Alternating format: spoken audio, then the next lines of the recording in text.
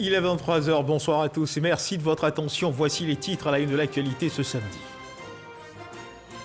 La Commission des affaires économiques et financières de l'Assemblée nationale a adopté dans la nuit d'hier à aujourd'hui le projet de loi de finances 2021 estimé à 8 621 milliards de francs CFA. Une adoption qui est intervenue au terme d'une longue semaine d'examen des différents projets de budget présentés par chacun des membres du gouvernement.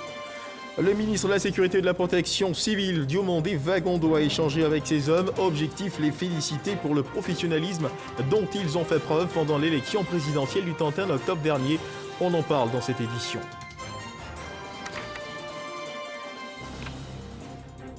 Il était le patron du football ivoirien, il avait 61 ans. Sidi Diallo a tiré sa révérence samedi 21 novembre après-midi. Voilà pour l'essentiel. Oui, bonsoir à tous. Le président de la République arabe d'Égypte, Abdel Fattah al-Sisi, formule à l'endroit du président Ouattara des vœux de bonheur et de succès dans la noble mission qui est la sienne, ainsi que des vœux de prospérité et de progrès continu pour le peuple frère de Côte d'Ivoire. Vous l'avez certainement compris, le président de la République arabe d'Égypte, Abdel Fattah al-Sisi, félicite le chef de l'État, Alassane Ouattara, pour son élection au terme de la présidentielle du 31 octobre. Franck Quadio. J'ai le plaisir d'adresser à votre Excellence mes vives félicitations et mes meilleurs vœux à l'occasion de votre réélection à la magistrature suprême de la République de Côte d'Ivoire. En vous confiant cette haute responsabilité, le peuple ivoirien vient de vous manifester sa totale confiance en votre puissance de le guider vers davantage de développement et de prospérité. Je suis persuadé que votre élection pour un nouveau mandat vous permettra de poursuivre vos réalisations sur la voie du progrès afin de servir votre pays frère. Abdel Fattah al-Sisi, président de la République arabe d'Égypte.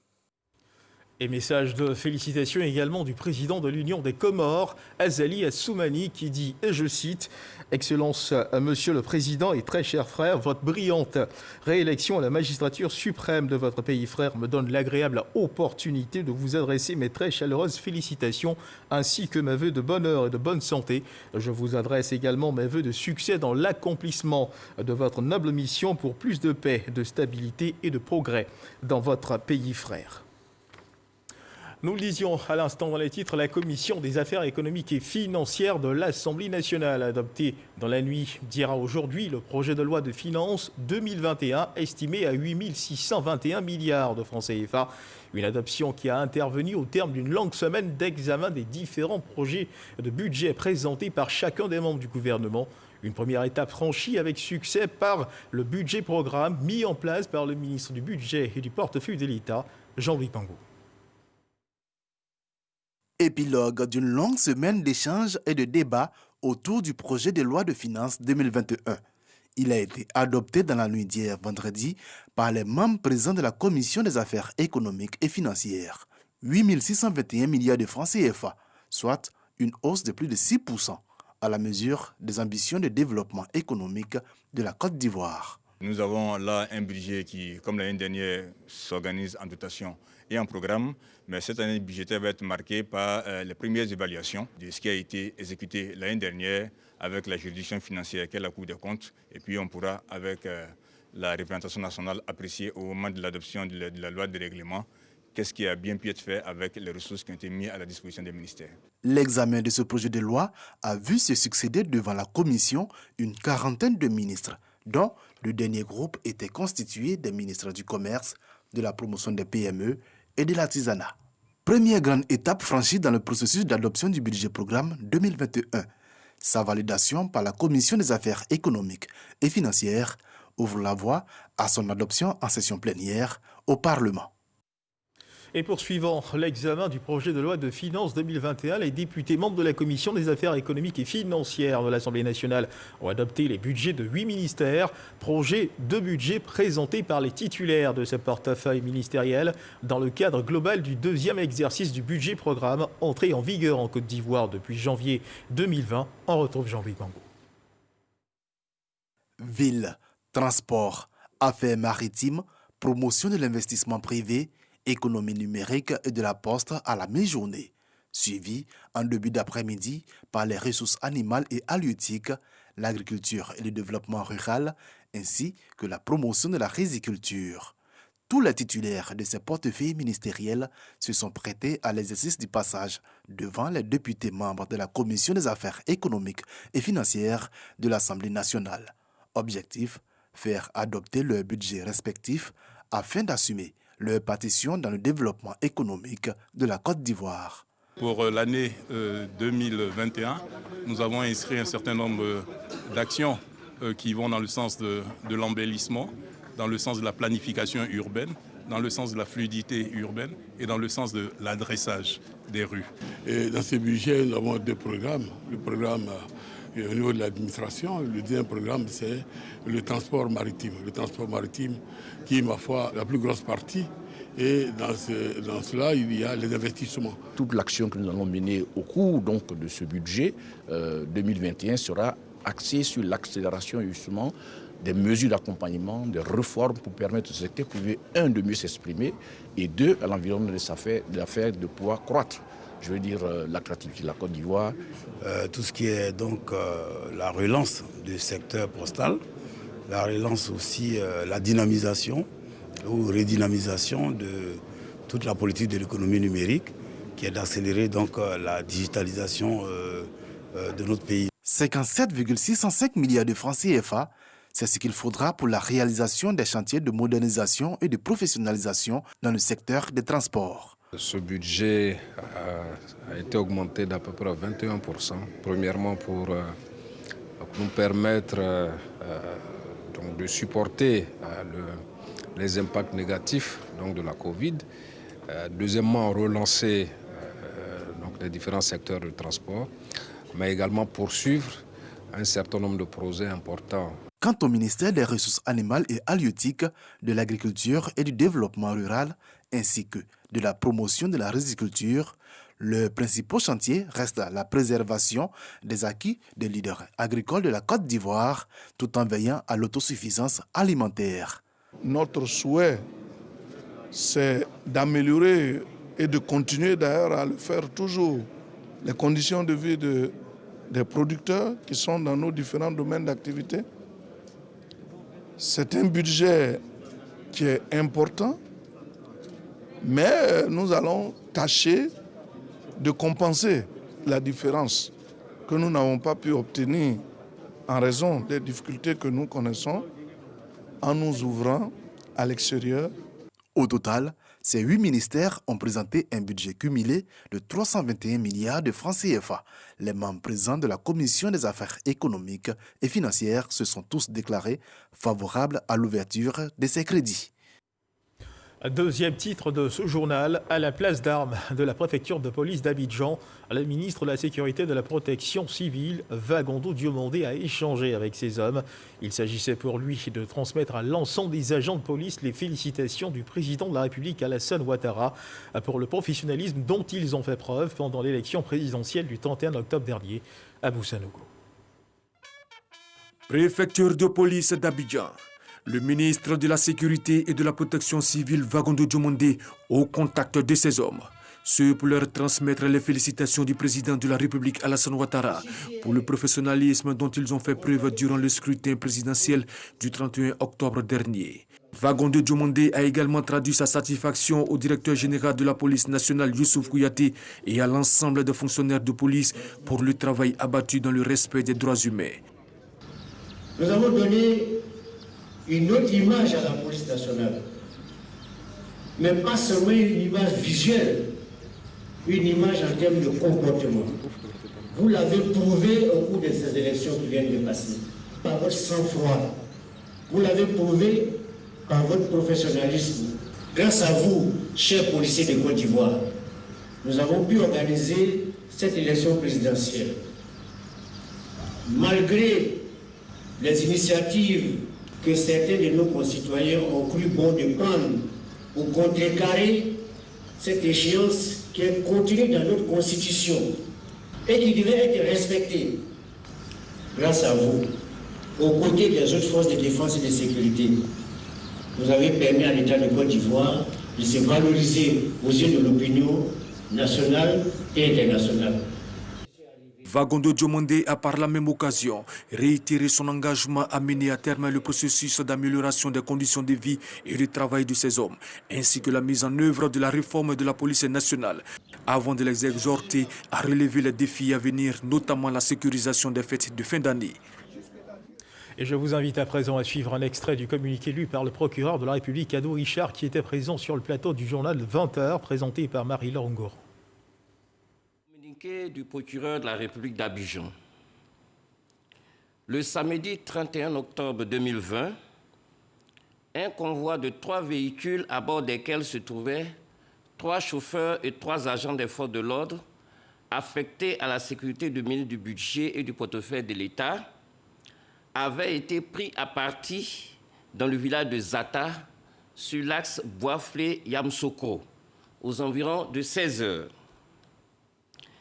Arrivé à un barrage tenu par des personnes agissant dans le cadre de la mise en œuvre du boycott actif, des agents du ministère du Budget avaient essayé de négocier la levée des barricades afin de poursuivre leur voyage sur Abidjan. Ces individus, surexcités, avaient alors tenté d'incendier les véhicules avec leurs occupants à bord après en avoir crevé les pneus. En définitive, ces agents réussissaient à s'estiver de ce traquenard avant d'essuyer des tirs nourris qui avaient atteint l'un des leurs à la tête pendant que les autres s'échappait en gagnant la brousse voisine.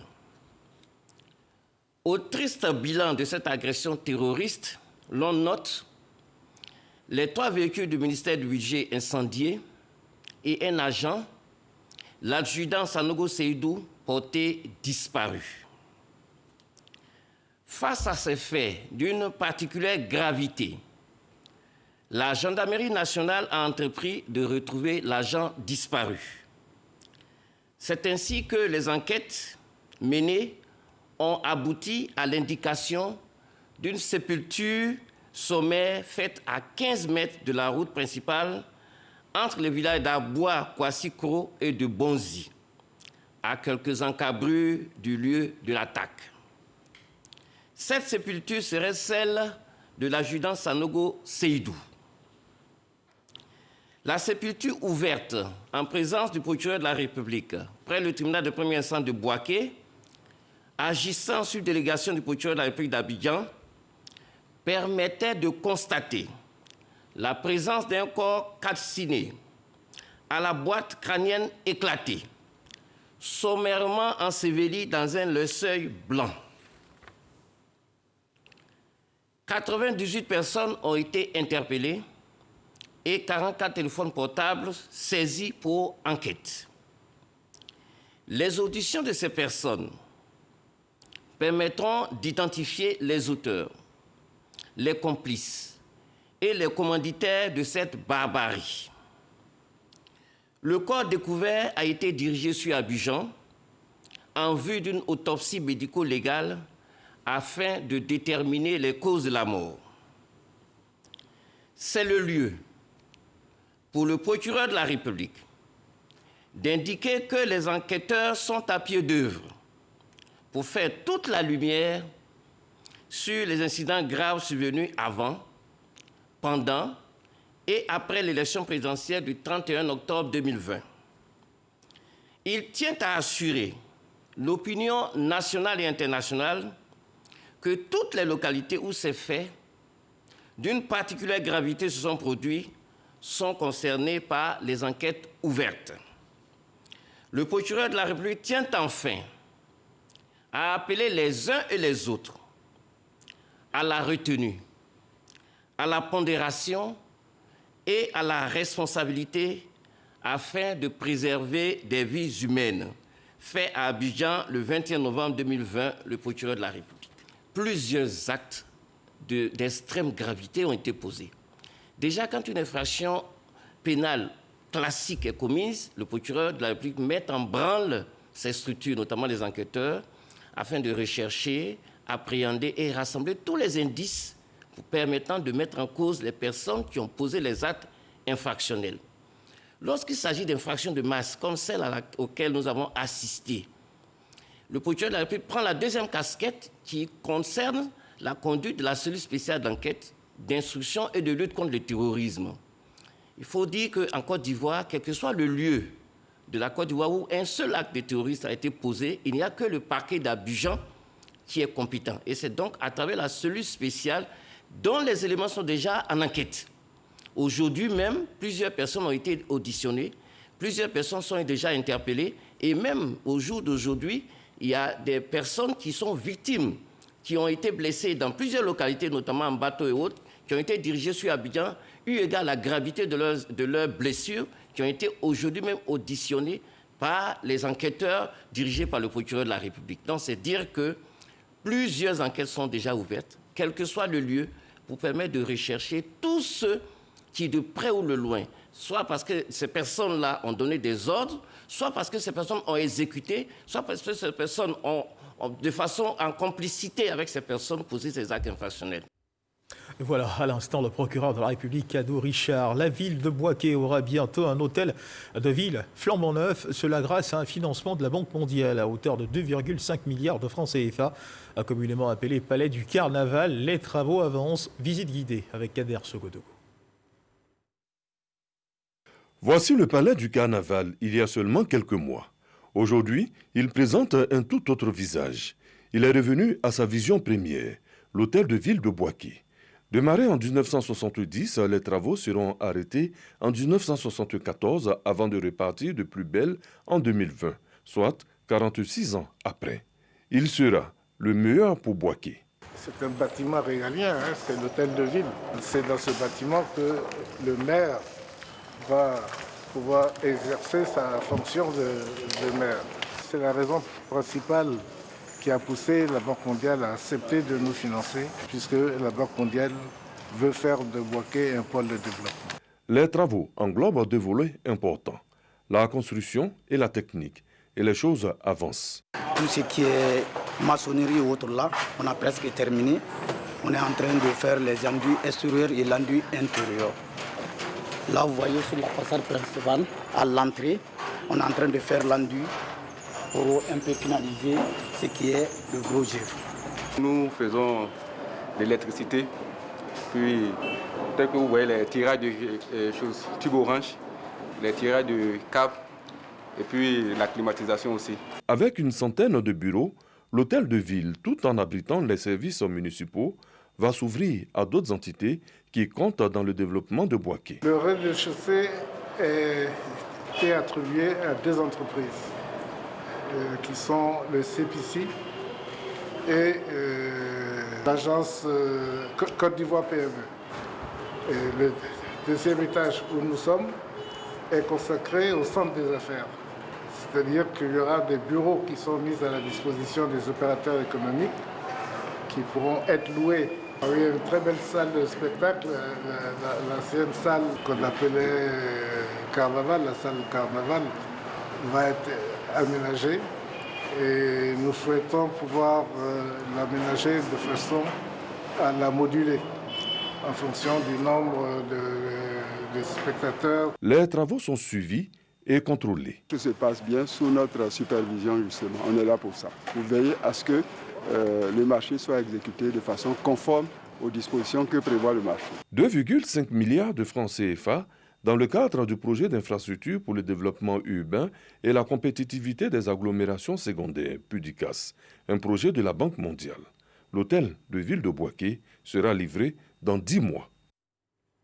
Et puis sachez que le ministre de la Communication et des Médias, Sidi Timoko Touré, a au nom du gouvernement, à la faveur de la 24e journée mondiale de la télévision célébrée à ce jour, réaffirmé l'engagement du gouvernement en faveur d'une politique nationale plus accrue et exprimée par exemple à travers le déploiement de la TNT. La Côte d'Ivoire, à travers ce média qu'est la télévision, adhère aux principes édictés par l'institution de cette journée par l'UNESCO le 21 novembre 1996 qui s'articule pour les programmes télé autour de la promotion de la paix, de la sécurité, le développement socio-économique et l'amélioration de l'échange culturel. La déclaration officielle a donc été faite au cabinet du ministre Sidi Timoko Touré.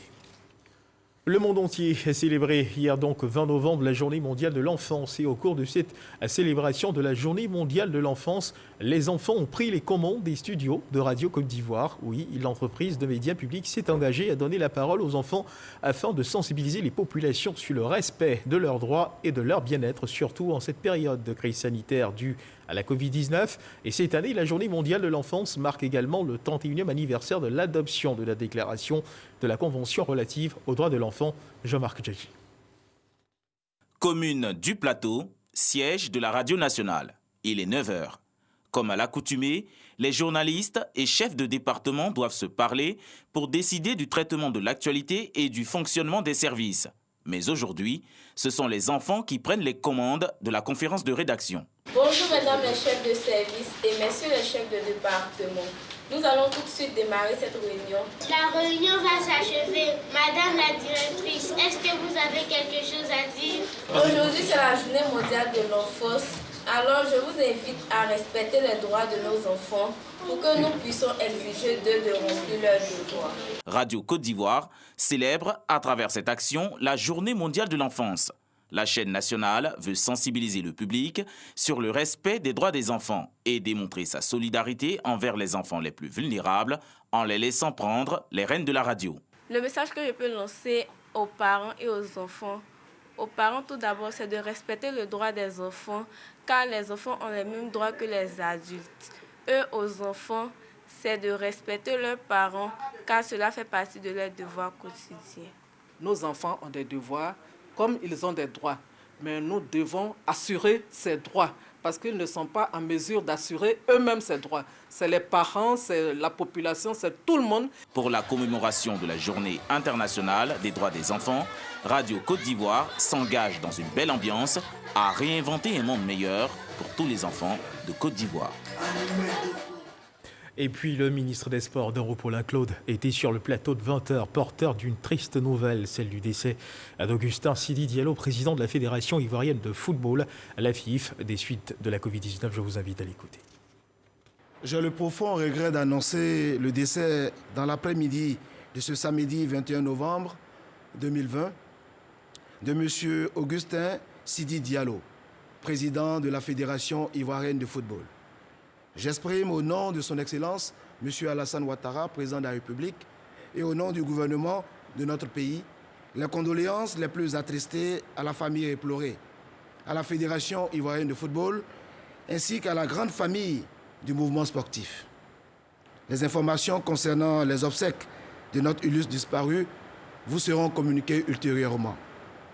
Que Dieu le Tout-Puissant l'accueille dans son admirable lumière et qu'il repose en paix dans sa félicité éternelle. Oui, le football ivoirien est en deuil. Après avoir été déclaré positif à la Covid-19 le lundi 9 novembre dernier, le président de la Fédération ivoirienne de football, Augustin Sidi Diallo, est donc décédé. Selon ses proches, le patron du football ivoirien, âgé de 61 ans, s'en est allé aux environs de 15 heures dans un hôpital à Abidjan. Le reportage de Salif Ouattara commenté par Samuel Meij. Le football ivoirien est en deuil. Après la grosse pluie qui s'est abattue sur Abidjan ce samedi 21 novembre 2020, la grande famille du football ivoirien apprenait le décès du président de la Fédération ivoirienne de football. Sidi Diallo était en quarantaine à la polyclinique Sainte-Anne-Marie de Cocody, Pisam, où il a poussé son dernier soupir. Rechercher le consensus à tout prix, même quand tout semble difficile, c'était la priorité d'Augustin Sidi Diallo. Sidi Diallo avait été déclaré positif à la Covid-19 le lundi 9 novembre dernier. Dans un communiqué rendu public, il avait déclaré se mettre en isolement le temps de recouvrer la santé. La nouvelle de son décès vient désarçonner toute la Côte d'Ivoire. Sidi Diallo était âgé de 61 ans. Durant ses 9 ans de présidence à la Fédération ivoirienne de football, il a beaucoup œuvré dans le sens du fair play. Une main toujours tendue. Le geste qui sonnera comme le dernier dans le sens de l'apaisement est cette image avec le président Jacques Anoma, à qui il a accordé le parrainage de la FIF dans son projet de candidature pour la présidence de la CAF. Avec Sidi Diallo, le football ivoirien a remporté une deuxième Coupe d'Afrique des Nations en 2015 en Guinée équatoriale. On peut également citer la CAN U17 remportée en 2013. Adieu, président. Adieu, grand serviteur du sport ivoirien. Et parlant de Covid-19, sachez que le sommet du G20 se déroule ce week-end sous la houlette de l'Arabie Saoudite en visioconférence. La réunion a été donc ouverte ce samedi par le roi Salman qui a lancé un appel à la coopération entre les pays du G20 pour faire face à la pandémie de coronavirus. La course au vaccin a dominé les interventions. Le monde entier regarde, a dit le roi Salman. Il faut donc créer les conditions d'un accès abordable et équitable au vaccin pour tous. Un souhait partagé par le président chinois Xi Jinping qui a promis de renforcer la coopération de son pays en matière de recherche, de développement, de production, de distribution des vaccins. La Covid-19 est une réalité, il faut donc redoubler de vigilance. Et on change de registre pour parler cette fois de la charte des éco-gestes qui a été remise au ministre de l'Environnement et du Développement durable par la Commission nationale de développement durable. Cette charte des éco-gestes prend en compte plusieurs thématiques, notamment le gaspillage, la gestion durable de l'eau et des déchets. Les précisions de Grace Kando. Joseph Seka Seka, ministre de l'Environnement et du Développement durable, reçoit la charte des éco-gestes des mains de la Commission nationale de développement durable. Cette charte prend en compte 6 grandes thématiques, notamment la gestion durable de l'énergie, de l'eau, du papier et des consommables informatiques. Très souvent, nous avons des coupures d'électricité. L'électricité qui est produite peut ne pas suffire pour la population. Alors si chacun consomme juste la part qui lui revient, sans gaspillage, sans excès, cela permettra à un plus grand nombre de personnes de pouvoir accéder donc à ce service qui est vital. Prenons le cas de l'eau. Les dames, très souvent, sont obligées de se réveiller très tôt, à 3 heures du matin, pour aller chercher de l'eau dans un robinet quelque part. Mais pourquoi? L'eau est une ressource vitale, mais c'est une ressource commune. Alors, ce n'est pas parce que mon portefeuille est lourd que je dois me permettre de gaspiller l'eau. En gaspillant l'eau, j'empêche mon voisin ou quelqu'un quelque part dans le monde ou au pays ou dans la région ou dans la ville d'accéder à cette eau qui est vitale. Le ministre Joseph Seka Seka est revenu sur quelques avantages découlant de ces éco-gestes. En étayant les lumières, les ordinateurs et les imprimantes du bureau, tous les soirs, vous augmentez leur durée de vie. Vous contribuez aussi à faire des économies d'énergie, des ressources financières et surtout à réduire la pression sur les ressources naturelles utilisées pour leur production et les émissions de gaz à effet de serre, contribuant ainsi à la promotion du développement durable. Au regard de ces retombées, le ministre Joseph Seka Seka invite ses collaborateurs à être des modèles pour les autres départements ministériels. À ce jour, 60 comités de développement durable issus de plusieurs entités ont été installés. Dans l'actualité internationale au Burkina Faso, on vote demain, dimanche 22 novembre, pour des élections couplées présidentielles et législatives. Et selon la CENI, 10 660 observateurs nationaux et internationaux seront déployés sur le terrain, dont 3 800 observateurs de la CODEL. Pour suivre ces élections, la Convention des organisations de la société civile pour l'observation domestique des élections rassemble 19 organisations de la société civile burkinabé. Un scrutin qui suscite engouement et espoir chez les jeunes, nous disent Sidonie Davila et Kéré Adama. Durant ces 3 semaines de campagne, les 13 candidats à la présidentielle du Burkina Faso ont fait des jeunes une de leurs cibles prioritaires. L'éducation, l'emploi des jeunes figurent en bonne place dans les programmes. Mais les jeunes sont-ils intéressés par ce scrutin? Pour le savoir, rendons-nous sur le campus de l'université Joseph Kizerbo de Ouagadougou. Voter, c'est un devoir pour moi, puisque c'est dans ça que je pourrais choisir l'homme de la solution, quoi. En tout cas, je suis vraiment très heureuse parce que c'est ma première fois de voter. Je viens tout juste d'avoir mes 18 ans. Je suis contente parce qu'avec ces votes-là, on pourra choisir le candidat qui va vraiment répondre à nos attentes. Voilà, parce qu'ici à l'université, on a vraiment beaucoup de problèmes. Donc, on fera en sorte de prendre le candidat qui pourra gérer tout et tout, voilà, pour que le pays puisse aller de l'avant. Lankwande Diadagdou et ses amis, tous en lettres modernes, observent une courte pause avant d'aller affronter leur épreuve d'anglais. Nous profitons de ce moment pour échanger avec eux. C'est un sentiment de curiosité en tant que tel, comme c'est la première fois de voter.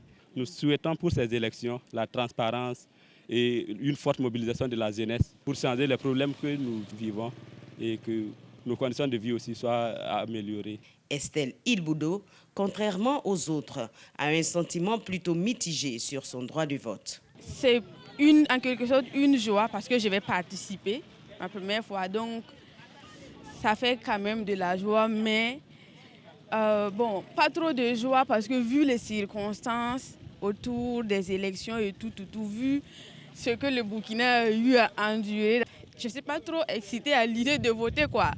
Pour de nombreux étudiants, leurs préoccupations liées pour l'essentiel à l'amélioration de leurs conditions d'études devront être prises en compte par le président élu, ce qui les motive davantage à prendre part au scrutin. J'ai ma carte d'électeur à Chapuis, donc je dois rentrer là-bas pour voter. L'âge passe, voilà, on n'avance pas. Et puis il y a l'organisation des concours aussi, le nombre est réduit. Et moi j'attends à ce que voilà, le président que je vais choisir puisse redresser l'insécurité et autres choses.